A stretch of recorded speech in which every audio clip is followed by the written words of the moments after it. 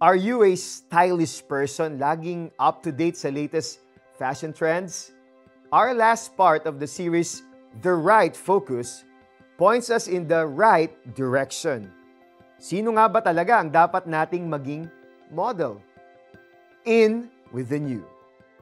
Have you ever tried fitting new clothes in a mall or boutique? Usually, you pick 3 to 4 items at a time para hindi sayang ang pagpila mo sa fitting room. Then you try on each piece of clothing to see kung ano ang babagay sa iyo. Whatever feels comfortable and looks good on you, this is what you usually buy.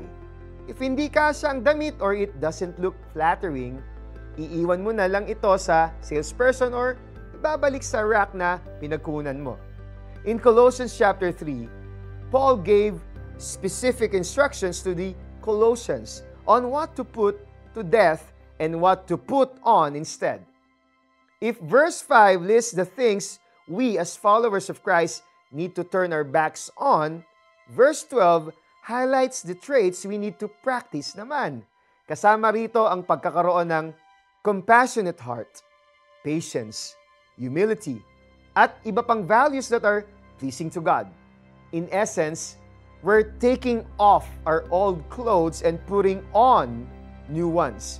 Yung bagay sa atin as children of God. But what if we feel na hindi bagay sa atin ang new self na ito?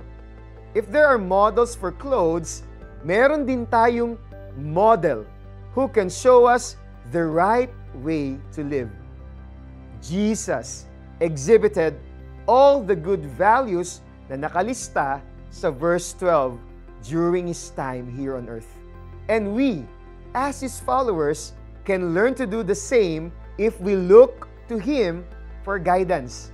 Tulad ng pagsusuot natin ng mga damit na bagay sa atin, may we put on love and other values that show we are renewed creations in Jesus. Let us pray.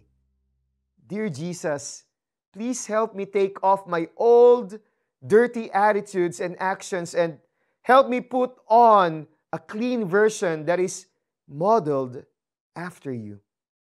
In your name, Jesus Christ, I pray. Amen. As you put on a fresh set of clothes today, pang-alis o pambahay man ito, think about the values listed in Colossians chapter 3 verse 12 and which of them you need to put on more.